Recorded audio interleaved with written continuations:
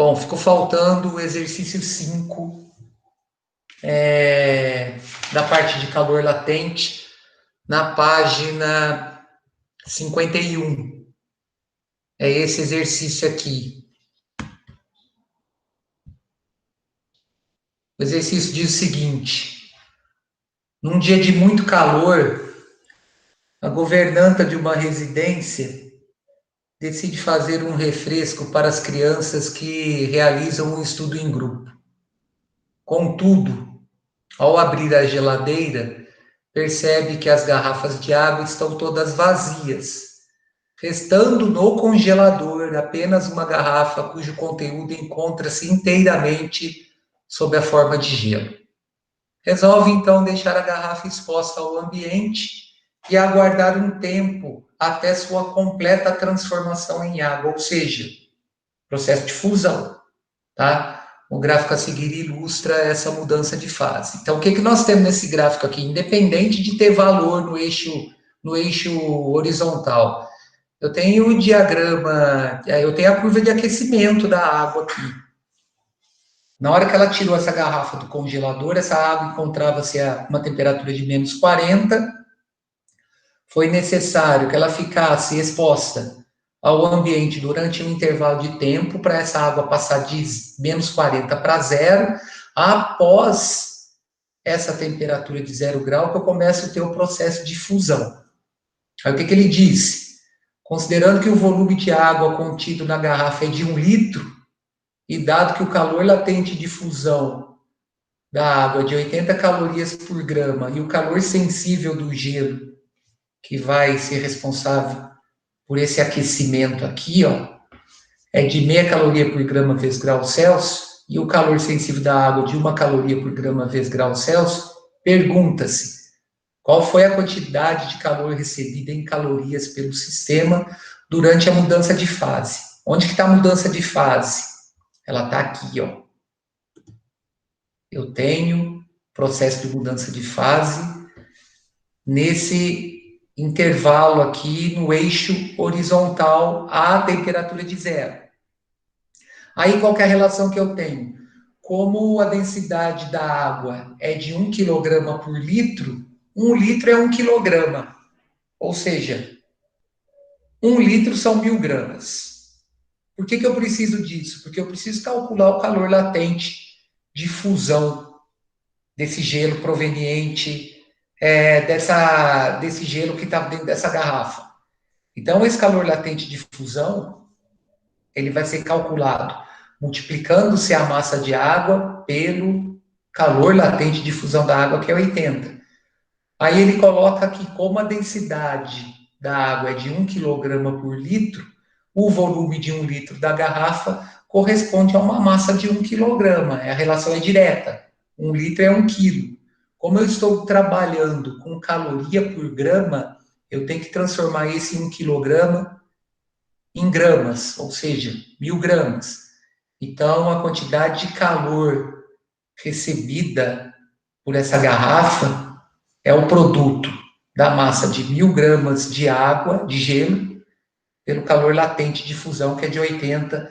Então, ela recebe 80.000 calorias na forma de calor para fundir completamente. Aí, na letra B, ele quer o seguinte: qual foi a quantidade de calor recebida em calorias pelo sistema para que, ao final, tivéssemos água na fase líquida a temperatura ambiente de 30 graus Celsius, ou seja, eu tenho que passar por esses 3 processos aqui. O processo do meio já está calculado na letra A. Aí o que eu tenho que fazer para chegar, para passar a água de menos 40 para 30? Eu tenho que aquecer até 0. É calor sensível para quem? Para o gelo. Mudar a fase, já calculamos aqui. E aquecer a água proveniente do gelo até 30 graus. Então, é para esse calor sensível aqui. Então, o C do gelo e o C da água, o minúsculo, está relacionado à variação de temperatura. O L está relacionado à mudança de fase. Então, observem. Eu coloquei o gráfico aqui de novo para a gente não perder a linha de raciocínio. A quantidade de calor necessária total representa a soma da quantidade necessária de calor sensível para aquecer o gelo de menos 40 até zero.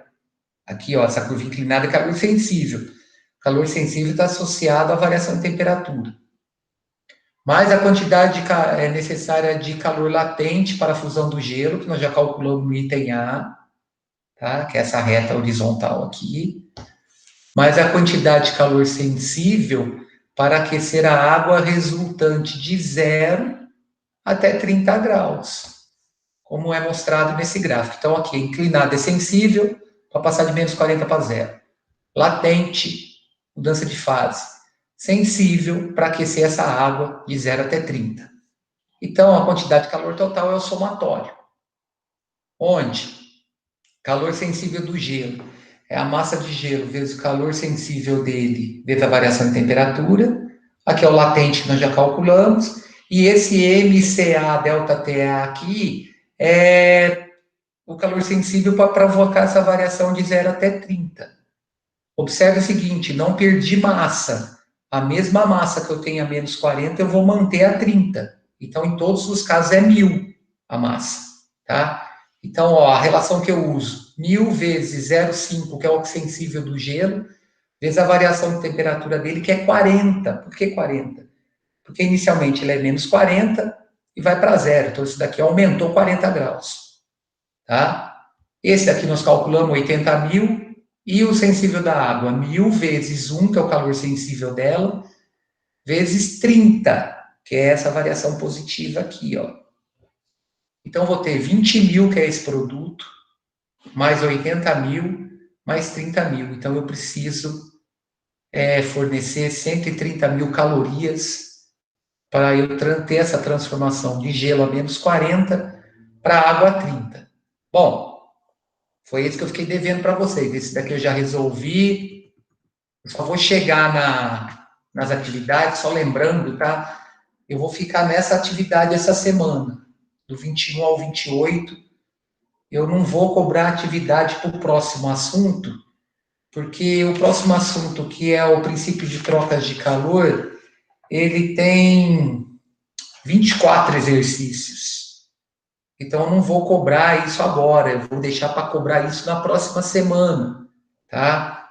Porque vocês têm prova sábado, essa coisa toda, então vai atrapalhar um pouco. Então, a sugestão de atividades do 21 ao 28, já tem bastante gente que está me entregando. Quem não recebeu confirmação de entrega de atividade ainda, é porque ontem eu fiquei o dia inteiro preparando prova ontem, e hoje eu estou dando aula desde cedo. Então, no final da tarde, eu confirmo os e-mails que eu recebi, tá?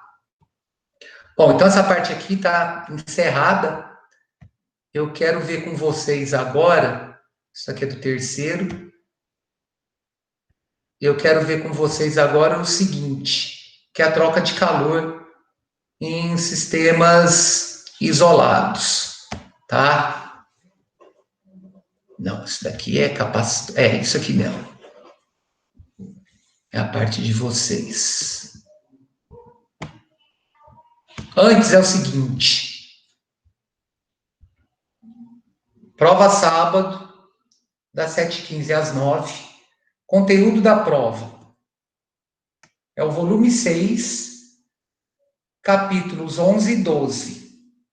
Dentro do capítulo 11, dilatação linear de sólidos, da página 16 a 21, a superficial dos sólidos, da 21 a 24, a dilatação volumétrica dos sólidos, da 24 a 26, a dilatação dos líquidos, da 26 a 30. Aí eu peguei, no capítulo 12, a parte de calor, que é da página 37 até a 40, tá?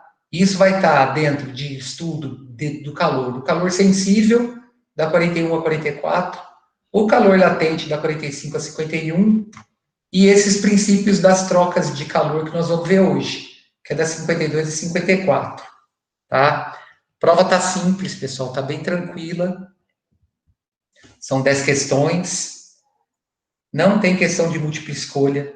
Todas as questões são abertas, de interpretação, naquele mesmo esquema que nós fizemos as provas anteriores. As provas estão agendadas lá na plataforma do Positivo. Me devolvam a prova no mesmo formato, tá? No formato de Word. Fica mais fácil de eu corrigir a prova de vocês.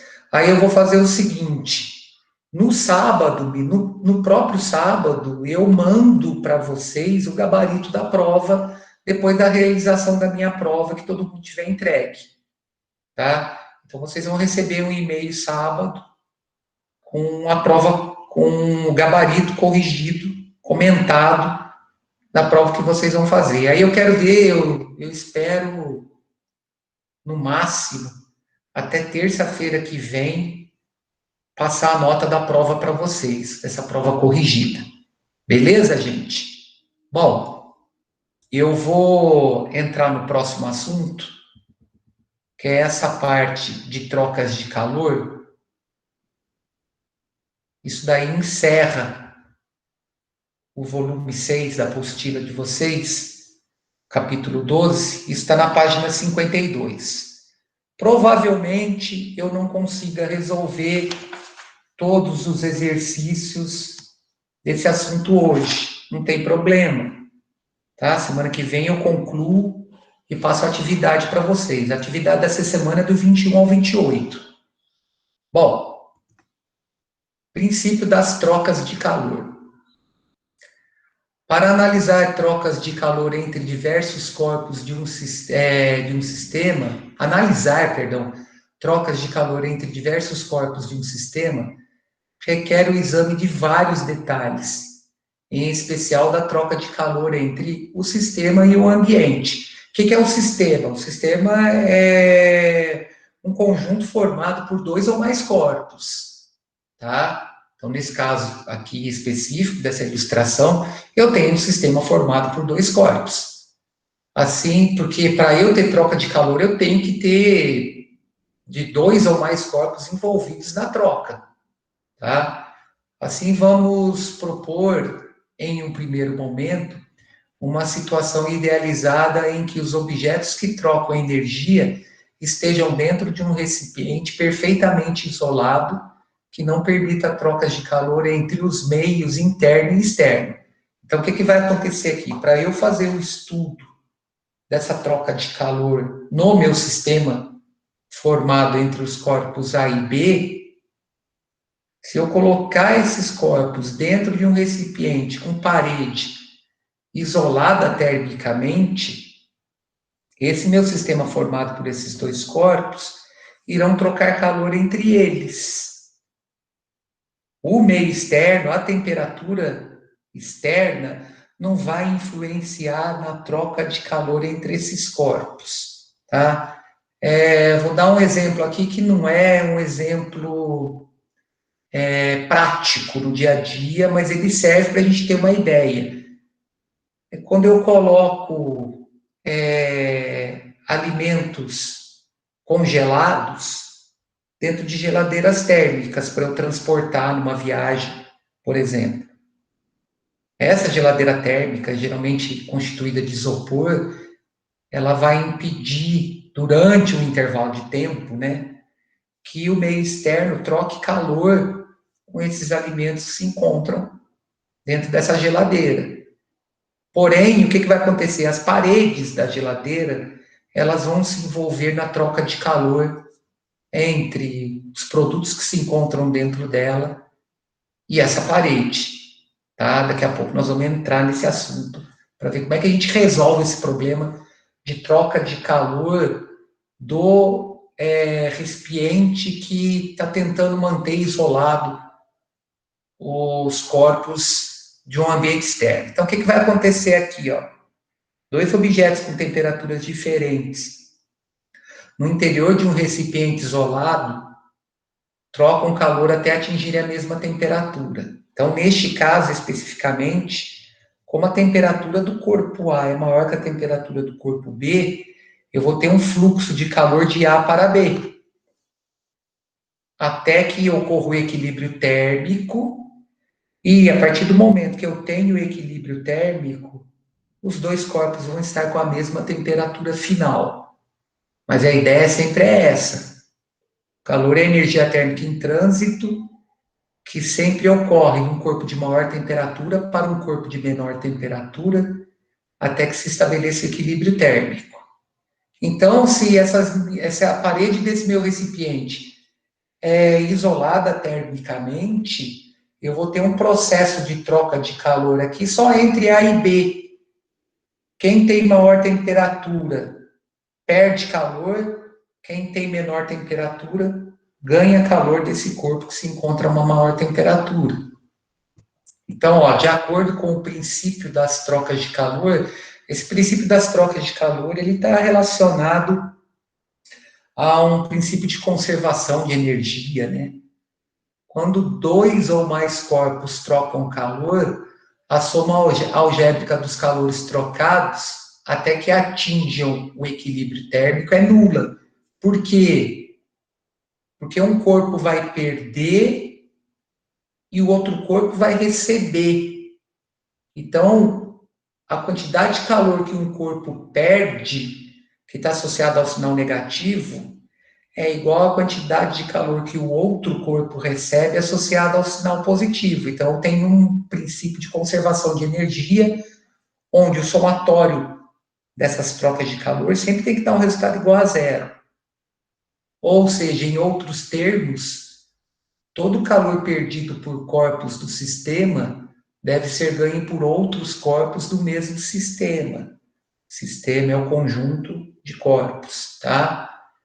De tal modo que a variação da energia seja nula. Então, o somatório de todas as quantidades de calor envolvido no sistema tem que ser igual a zero. Ou o calor perdido pelos corpos tem que ser igual, somado com o calor recebido por outros corpos, tem que dar sempre um resultado igual a zero.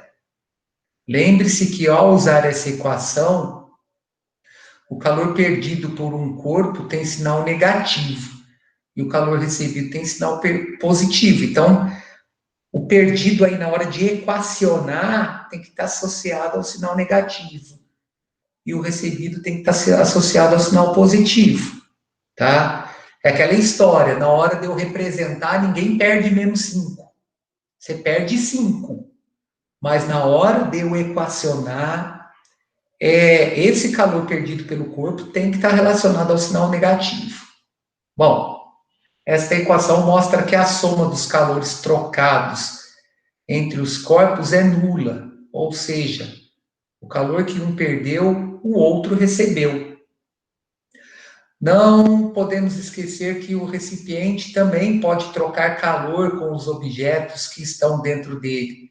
E, neste caso, ele deve ser encarado como mais um elemento a fazer parte da equação, tá? Então, por exemplo, eu coloco latas de refrigerante dentro de uma geladeira de isopor que contém gelo. Depois de um determinado intervalo de tempo, eu mantendo essa geladeira fechada, a gente vai observar que parte do gelo derreteu. Por que que isso acontece?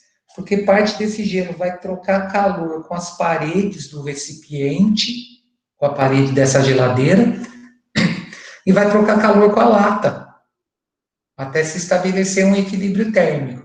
É lógico que eu vou ter uma fuga, né, para o meio externo. A parede da geladeira ela não é perfeitamente isolada do meio externo. Então, essa geladeira ela vai servir para conservar durante um determinado intervalo de tempo aquele refrigerante numa temperatura inferior à temperatura do meio externo, tá? Bom, se o recipiente que contém os corpos envolvidos no sistema troca calor com esses corpos, com o sistema, eu tenho que equacionar nesse sistema essa troca de calor do corpo. Isso está relacionado a um recipiente que é denominado calorímetro.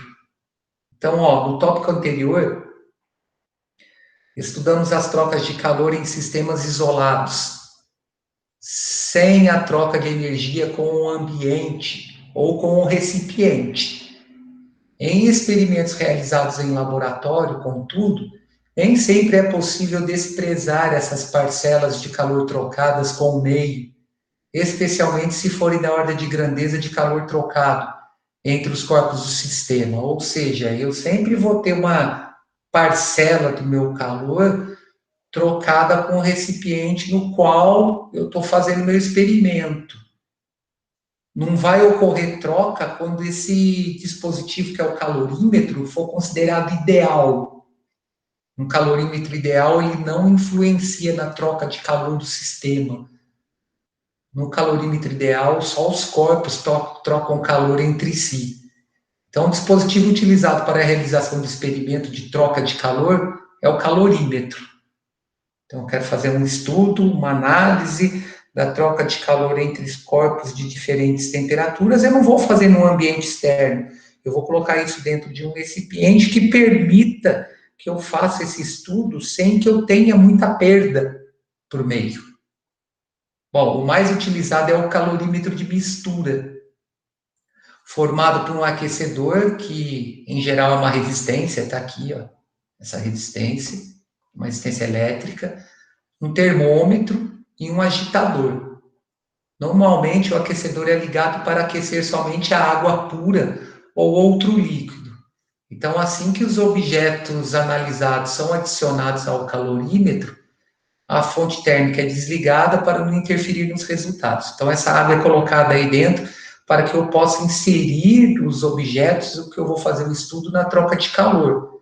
Ela vai manter uma temperatura constante para não influenciar muito na troca de calor entre os corpos. Bom, todavia, o calorímetro participa das trocas de calor. Em algumas vezes, esse calor pode ser considerado para análise. Para isso, é necessário conhecer sua capacidade térmica, que pode ser nominal ou experimental, a qual possibilita conhecer o calor perdido ou fornecido por ele. Então, o calor perdido ou fornecido pelo calorímetro, na hora que eu coloco os objetos que serão analisados, ele está relacionado à capacidade térmica desse meu calorímetro, vezes a variação de temperatura que ele causa fornecendo calor ou retirando calor dos objetos que vão ser analisados. Essa capacidade térmica está sempre relacionada ao equivalente em água do meu calorímetro. Então, ó, tem um exemplo colocado aí, ó. Assim, por exemplo, em um experimento em que um calorímetro de capacidade térmica 10 calorias por grama reduz a temperatura desse experimento a 25 graus Celsius, é possível afirmar que ele ofereceu 250 calorias para o sistema em análise. Então, eu coloco meus objetos a serem analisados dentro do meu calorímetro e vou observar esse termômetro aqui.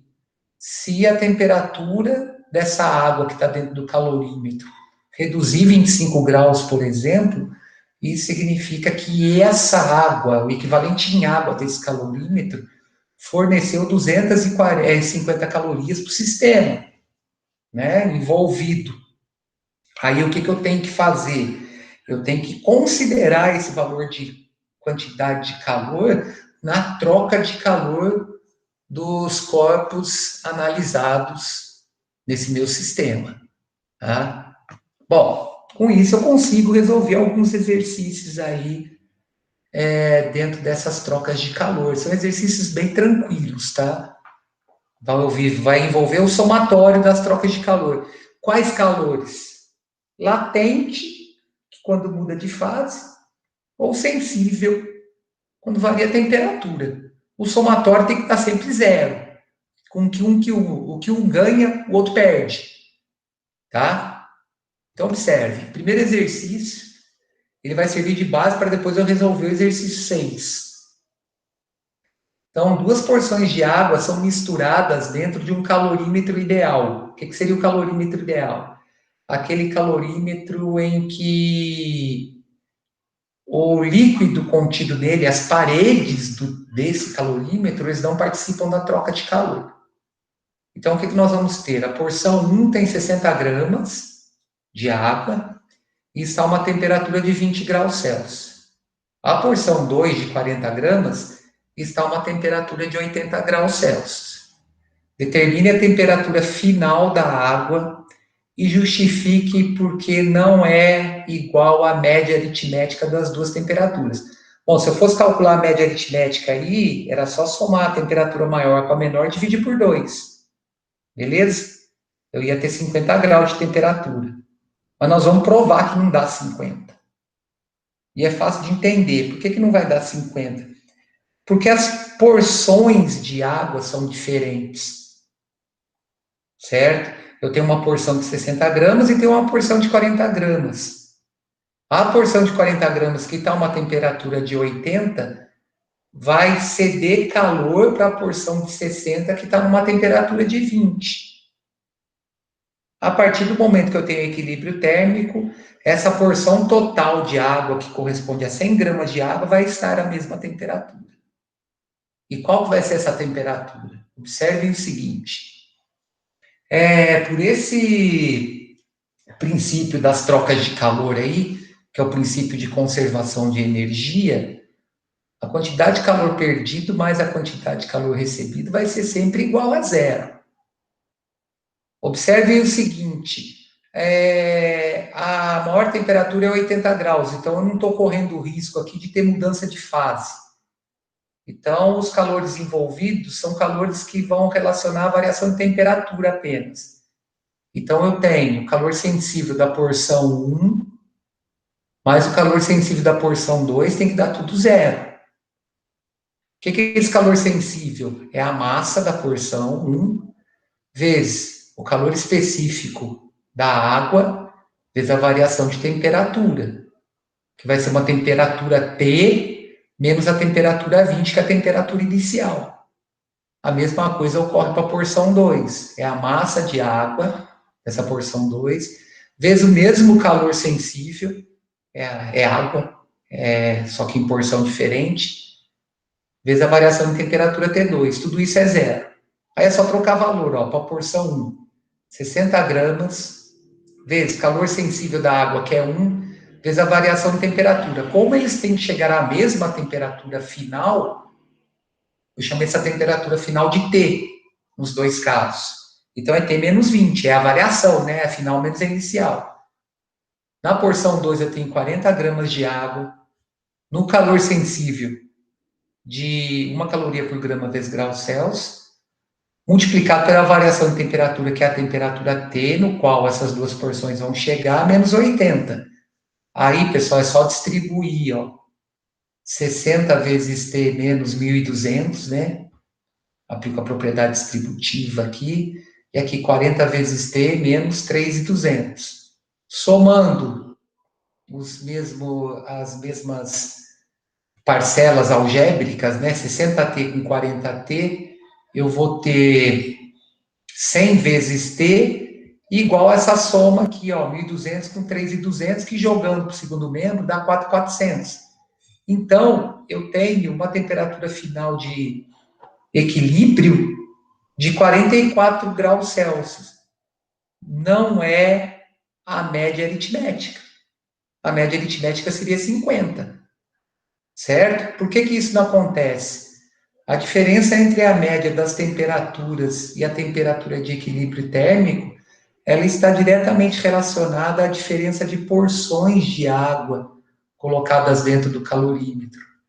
Então, nesse caso, para eu chegar nessa temperatura T, que eu vou provar no exercício 6, eu vou pela média ponderada. Aí eu fiz aqui, numericamente, como é que seria essa média ponderada, e eu chego no mesmo resultado. Quer ver, Essa média ponderada que nós aprendemos lá na matemática, ela relaciona os 60 gramas da porção 1 multiplicada pela temperatura, mais os 40 gramas da porção 2 multiplicada pela temperatura, dividida pela soma das porções. Então, por isso que dá 60 vezes 20 mais 40 vezes 80, dividido por 60 mais 40. Olha lá, o mesmo resultado, 44 graus Celsius também. O exercício 6, ele é totalmente algébrico. O resultado do exercício é a média ponderada, tá? Bom, exercício 2. Uma massa de 70 gramas de água em ebulição, ou seja, o que é água em ebulição? É água a 100 graus Celsius. É despejada em uma panela de 150 gramas de alumínio a uma temperatura inicial ambiente de 20 graus Celsius. Desprezando até trocas de calor com o ambiente, qual a temperatura final do sistema? Bom, vamos entender. Eu sigo o princípio da troca de calor. O calor perdido pela água, que se encontra a 100 graus Celsius, vai ser recebido pela panela de alumínio, que se encontra a 20 graus Celsius. No processo final, vai estar todo mundo à mesma temperatura. Tá? Então, o que vai acontecer? Qual que é a ideia?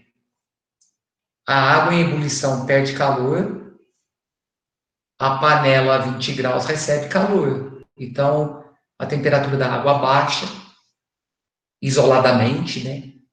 E a temperatura da panela sobe, se eu considerar os corpos isolados um do outro. Mas, como eles estão em contato, eles vão estabelecer um equilíbrio térmico, eles vão chegar no processo final à mesma temperatura. Então, observe, o calor perdido mais o calor recebido é zero. Quem recebe? A panela de alumínio. Quem perde? A água. Porém, o que vai acontecer? Essa água está em ebulição, ela vai baixar a temperatura dela, então ela não vai mudar de fase. Então, a quantidade de calor é associada à variação de temperatura, é o calor sensível. É a mesma coisa o alumínio, né? O alumínio está a 20 graus Celsius. Vai receber água a 100 graus Celsius, não vai mudar de fase. Vai só variar a temperatura. Então, por isso que a relação que eu tenho é associada à variação de temperatura aqui, ó, sem mudança de fase. Então, a massa de alumínio vezes o calor sensível do alumínio, vezes a variação de temperatura desse alumínio, mais a massa de água vezes a temperatura de água vezes a variação da temperatura da água tem que ser igual a zero, tá? Aí, lá na página 46, deixa eu ver se é na página 46. Lá na página 42, aliás, tem o calor específico do alumínio. Aqui, no caso, se fosse um exercício numa prova, por exemplo, ou uma questão de vestibular, eles seriam obrigados a dar o valor do calor específico sensível do alumínio, tá? Ninguém é obrigado a decorar valor em tabela. O da água a gente guarda, é 1, mas o do alumínio a gente não tem obrigação de guardar. Então, ó, qual que é a relação aqui? Massa de água, 70 gramas. Calor sensível da água, 1. Variação de temperatura da água. É a final menos 100. Por quê? Porque a água está em ebulição. Aí eu tenho uma massa de 150 gramas de alumínio. Lá na página 42, eu tenho uma tabela onde o calor específico do alumínio é 0,2, vezes a variação de temperatura, que é a temperatura de equilíbrio para as duas substâncias, menos 20, que é a temperatura inicial dessa panela de alumínio. Aí é só desenvolver, né? 70 vezes T vezes 70 vezes menos 1000, então dá 70T menos 7000. Aqui multiplicou 150 por 0,2 dá 30. Então, 30T menos 600. Eu vou ter, somando os termos semelhantes aqui, ó, 70T, 30T, 100 vezes T, igual a 7.600, que eu jogo para o segundo membro positivo. Então, eu vou ter uma temperatura de equilíbrio no final desse sistema aí de 76 graus Celsius, tá? Observe que não mudou muito do primeiro para o segundo, não, tá? Não envolvi mudança de fase, então tá beleza. Se eu não estou envolvendo mudança de fase, eu estabeleço a troca de calor relacionada à variação de temperatura, ou seja, ao calor sensível. O 3. Uma amostra de água pura com massa M desconhecida a uma temperatura inicial de 85 graus Celsius é misturada a outra amostra 2 de 100 gramas de água a uma temperatura inicial de 20 graus Celsius. Após atingir o equilíbrio térmico, a temperatura final da amostra é de 35 graus Celsius. Desprezando as trocas de calor com o meio, determine o valor de M. Mesmo esquema do 1 e do 2, só que agora ele deu a temperatura final. Essa temperatura final vai fazer com que a amostra 1 ceda calor e a amostra 2 ganhe calor. Por quê? Porque a amostra 1 inicialmente está a 85 e a amostra 2 inicialmente está a 20. Equilibra tudo com 35. Então, a amostra 1 perde, aí eu tenho que levar em conta o sinal negativo. Na hora de montar a expressão, o sinal negativo ele aparece naturalmente, e a amostra 2 ganha. Então, ela tem que estar relacionada ao sinal positivo. Temperatura inicial da amostra 1, 85. Temperatura inicial da amostra 2, 20. Qual que é a temperatura final das duas amostras? 35. Então, é só relacionar aqui, ó, o calor perdido vai ser igual ao calor recebido. Quem perde? A1. Quem recebe? A amostra 2. Então, o calor perdido pela 1, M1 vezes C delta T1. Calor recebido pela 2, M2 vezes C delta T2. Onde M1 é a massa que eu quero, dessa amostra que se encontra a 85 graus. 1 é o calor específico da água. Aí, ó, delta T1 é a variação do final menos inicial. Por isso que eu falei que o sinal de menos vai aparecer naturalmente, devido a essa diferença aqui, né? 35 menos 85, eu fico devendo 50. Aí a amostra da substância 2, ela é de 100 gramas, vezes o calor específico, como é água, 1, vezes a variação de temperatura. Afinal, que é a temperatura de equilíbrio, 35 menos 20, que é a temperatura inicial dessa amostra de água aí, de 100 gramas de água. Aí é só desenvolver, pessoal. M vezes 1 dá M, vezes menos 50, menos 50M, e esse produto aqui dá 1.500. Então, vou ter 50M igual a 1.500, já multiplicando tudo por menos 1, né? Porque eu não posso ter massa negativa, é constituição física da matéria, é uma coisa que existe. Aí, na hora que eu divido 1.500 por 50, eu acho 30 gramas dessa massa da amostra 1 aí, tá? Bom, vou finalizar com o 4. Ele é um pouco extenso. Eu finalizo aqui, aí na semana que vem eu concluo essas atividades e passo um servicinho para vocês, tá? Só anotar um negócio aqui para não perder o esquema. Então, beleza. O exercício é o seguinte. Um bloco de 3 quilogramas de cobre, inicialmente a uma temperatura de 1.000 graus, 1.000, é deixado cair sobre um recipiente com 500 gramas de água a uma temperatura de 10 graus Celsius. Admitindo que não há trocas de calor do sistema com o meio, determine a temperatura final do sistema e, na letra B, a quantidade de água que é evaporada. O que vai acontecer, pessoal? Na hora que eu jogo esse bloco de cobre nesses 500 gramas de água, como ele está a uma temperatura de 1.000 graus, eu vou ter a água aquecida até 100 e depois uma parte dela evaporada. Aí o bloco vai fornecer calor para a água vai receber calor desse bloco. Como é que essa água vai receber calor? De duas maneiras. Na forma de calor sensível, para variar a temperatura de 0 a 100, é rápido, mas essa variação ocorre. E depois, como a temperatura do bloco está 1.000, parte dessa água vai evaporar. Então é calor de vaporização. Então, ó, como é que nós vamos trabalhar aqui para calcular essa temperatura final do sistema? Nós vamos fazer uma análise entre o que a água ganhou, o que o bloco de cobre perdeu. Então, ó, calor recebido pela água no aquecimento. Ele é dividido em 2. Primeiro é o sensível para variar a temperatura da água de 10 até 100. Então, são 500 gramas de água, cujo calor específico da água é 1, vezes a variação de temperatura. Ela encontrava-se inicialmente a 10, passou para 100. Então, tem uma variação de 90 aqui, que multiplicou por 500, eu tenho 45 mil calorias para aquecer esses 500 gramas de água até 100 graus Celsius. Aí, o que vai acontecer? Vai entrar em ebulição, por quê? Porque esse bloco de cobre está a 1000 graus. Aí, o que eu vou fazer? Eu vou ter a mudança de fase dessa massa de 500 gramas de água, onde eu vou multiplicar esses 500 gramas de água pelo calor latente de vaporização da água, que é de 540. Então, eu tenho 270 mil calorias. Aí eu vou comparar com o que o bloco perdeu, tá? Observe.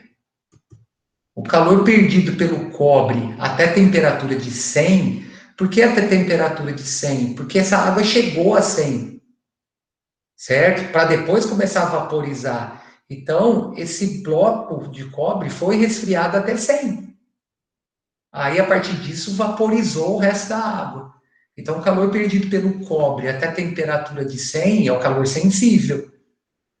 O resultado aqui dá negativo, mas o texto já está falando calor perdido. Eu não posso colocar um calor perdido de menos 270 mil. Por que menos 270 mil? Porque são 3 quilogramas de cobre, 3.000 gramas, vezes o calor específico do cobre, que lá na página 42 é 0,1, vezes a variação de temperatura, dá menos 900 essa variação de temperatura. Então, o resultado numérico aqui é menos 270 mil. Mas o texto está dizendo, o calor perdido é de 270 mil. Aí vamos analisar o que acontece. Olha que interessante, ó. O calor perdido pelo cobre até atingir a temperatura de 100 é menor que o calor recebido pela água para sua completa ebulição. Correto? Ó, o calor recebido pela água é essa soma aqui, ó, 45 mil com 270 mil. Então, essa água recebeu 315 mil calorias. Ou seja, consequentemente, parte da água evapora e parte da água permanece no estado líquido. Por quê? Porque o calor que ela recebeu é muito maior do que o calor que o bloco de cobre perdeu. Então, no processo final, vai manter todo mundo a 100 graus. É lógico que eu vou ter parte da água que vai evaporar, porque 270 mil calorias são responsáveis por essa ebulição. Mas no processo final, eu vou ter um resto de água dentro desse recipiente, com esse bloco de cobre, todo mundo a 100 graus Celsius. Aí na letra B ele quer calcular isso, a quantidade aproximada de água que é evaporada. Então, ó, o calor perdido é igual ao calor recebido. Aí, na hora de equacionar, eu tenho, aqui é 270 mil, né, que é o perdido pelo cobre, e o que a água recebe? Variação, ela varia a temperatura até 100, e depois uma massa de água, desses 500 gramas de água, vai virar vapor no meio.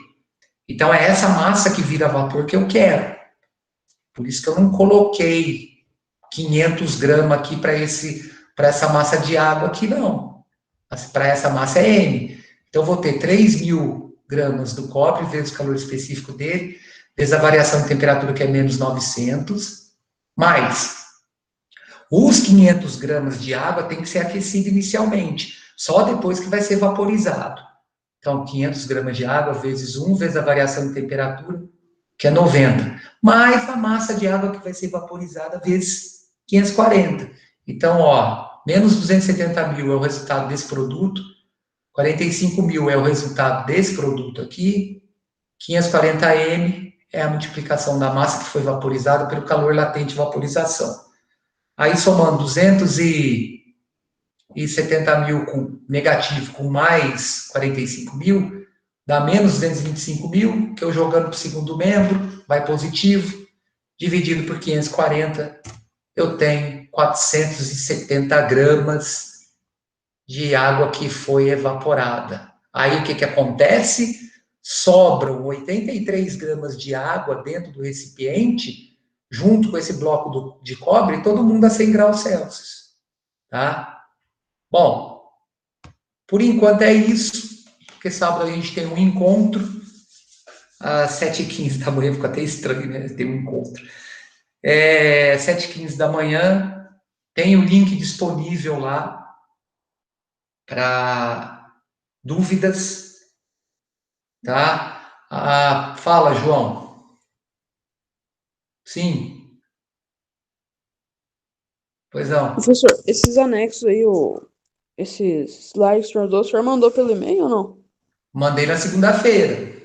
Ah, Tá tudo. beleza. Esse daqui eu não sei, mas eu mando à tarde de novo, só É que eu olhei lá no para. convite lá, eu não achei. Ah, não, então eu não mandei. Eu mando à tarde. Pode ficar tranquilo que eu Beleza, mando isso valeu. à tarde, tá? Então é isso, pessoal. Sábado, 7h15, estamos firme aí. Bom resto de semana para todo mundo. E não esqueça da tarefa, hein? Do 21 ao 28. Beleza? Deixa eu só recordar a página Beleza, aqui para professor. vocês. Exercício 21 a 28, página 61 e 62. Tranquilo? Um abraço para todo Tranquilo. mundo. Até sábado. Tchau, gente. Até sábado, Valeu, professor. Fique com valeu. Tchau, Deus. professor. Bom dia, Falou, senhor, falou, viu? até Fique com mais. Deus. Vocês também, tchau. Falou, professor, fica com Deus. Falou, Gabriel. Falou, professor. Falou, Davi, um abraço.